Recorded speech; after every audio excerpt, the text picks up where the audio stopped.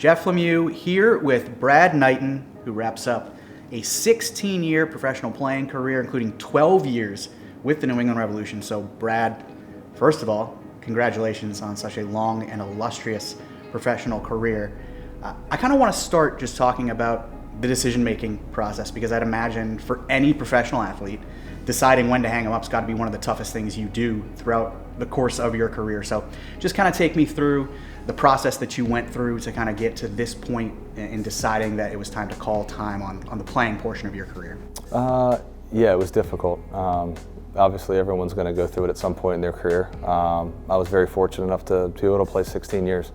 When I stepped foot on the Revolution in 2007, it was, maybe I could do this for a couple years and enjoy it and live my dream and play professional soccer. And as the years kept ticking along and, being able to live my dream each individual year, it became more of a career. And so, having kids and having them come up through my career and seeing me play and, being involved in the games and knowing what Dad does, and that was a huge thing for me. And so I'm fortunate enough and thankful enough to be able to do it for as long as I did. But obviously there comes an end and new beginnings at some point. And so as this season kind of came along towards the end, and I felt like I could play maybe 1 or 2 more years, but when certain opportunities come across, it's you start reflecting and thinking, and I kind of knew it was time, and there's other opportunities ahead of me. So that's kind of what I wanted to venture into at this point. It's a nice little tease, because we'll talk about those opportunities a little bit later in the interview. But I do first want to just kind of talk about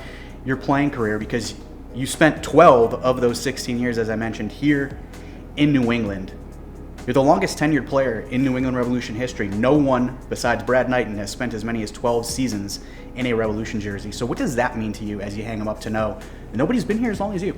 Yeah, it's great. Like I said, coming in, in 2007, not knowing how long I was going to be or how long I was going to be in professional sports, to be able to do it for 16 years and 12 with the Revolution is incredible. This has been my home for 12 years, and to start my career here and go to a cup final my first year, and to win a supporter shield and to win a Super League and to win the Open Cup, and just all these memories that I have here, it just seems right. When I came back here in 14 from Vancouver, this just felt like home, right? And so the transition to come back here in 14 and play through 2022, and just knowing that this is home, and my kids, like I said, my kids were born here, and to be able to put on this jersey year after year and play in front of these great fans that we have here in New England and play in Gillette Stadium, and it's surreal, and something that I'll always remember. And you spend a lot of that career in the locker room, not necessarily this locker room, because it's still a relatively new locker room, but a lot of that time spent in the locker room with your Revolution teammates. And as you kind of think back on the time that you spent here, what is it you're going to miss most? I feel like that's one of the most interesting questions to ask players as they're retiring, is kind of what they think they're going to miss most about their time as a player. The banter in here, from the pranks, the jokes, the quirky things about training, the having to go at guys on the field and then come back in here and ironing things out, and just being with the guys on a daily basis. It's like a brotherhood. You go to battle with these guys. There's blood, sweat, and tears out on the field, but when you get back in here, everyone becomes a family, and you're all fighting for a common goal, and that's obviously to win an MLS Cup and to win a supporter shield and to win other trophies throughout the season. And so when everyone buys into that philosophy, and there's one common goal at the end, and these are your guys you're going to battle with day in and day out, and they've got to trust you, and you've got to be able to trust them. And so just missing all of that, and just the pranks days in and days out, just knowing that something possibly could happen any moment. I'm definitely going to miss that for sure. I was thinking back to some of the goalkeeping groups that you were part of. I mean, guys are going to think about Matt Reese, Matt Turner, even George Petrovic this past year. But as you think back, how special were some of those groups of guys who you spent so much time with? Yeah, it's awesome. We have our own GK union, and obviously Georgie coming in and Earl coming in the last couple of years. But having Bobby here as well. Bobby and I had a great relationship throughout the years of his time here and my time here, and he had a great career as well. And with Doug Warren and Matt as well. So, I mean, just throughout the years, we spend so much time together, and it's such a tight-knit group, right? Like, there's 3 or 4 of us and our goalkeeping coach. It's not like we're in a locker room with 20 guys. We literally do everything together, whether it's before training, whether it's after training, whether it's in training.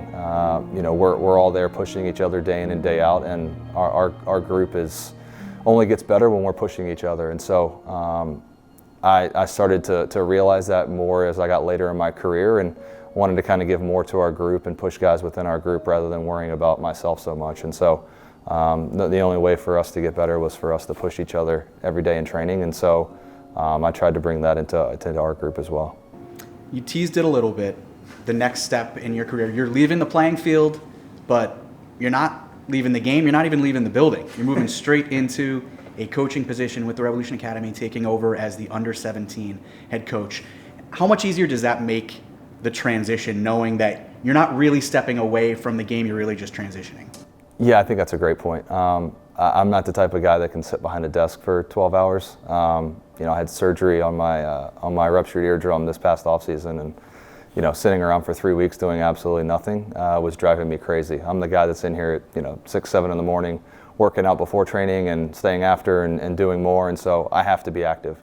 And so, you know, going through the process of deciding whether if I wanted to play again, whether it be here or whether it be another team within MLS or, you know, at another capacity, or in a coaching role, either here or some other place. And so kind of going back and forth and trying to decide what I want to do, what was best for myself and my family at the time. But this opportunity came and presented itself. And, you know, I've always wanted to get into coaching. I've had a passion for coaching.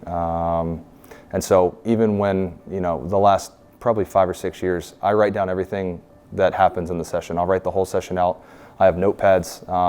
Before Friedel got here, I write down what happened in training, what happened that week, how the games went on the weekend, stuff that I would do, stuff that I would change.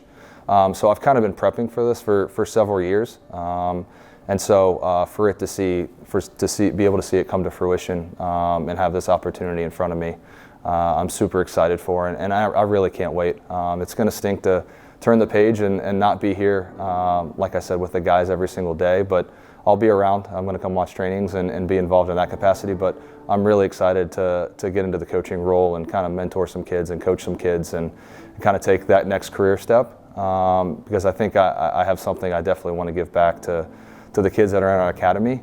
And I've been here for 12 years, so I've seen kids come through the academy. We need more kids from coming through the academy, and I want to help foster that and be kind of a springboard to help these kids have a platform and see that, you know, we're there trying to make this a complete family, whether it be from the academy, whether it be from, you know, our second team going into our first team. And so that whole player pathway, you know, I feel like I can help in that regard. And so this is going to be a great transition for me to kind of help these young kids develop and hopefully reach the first team.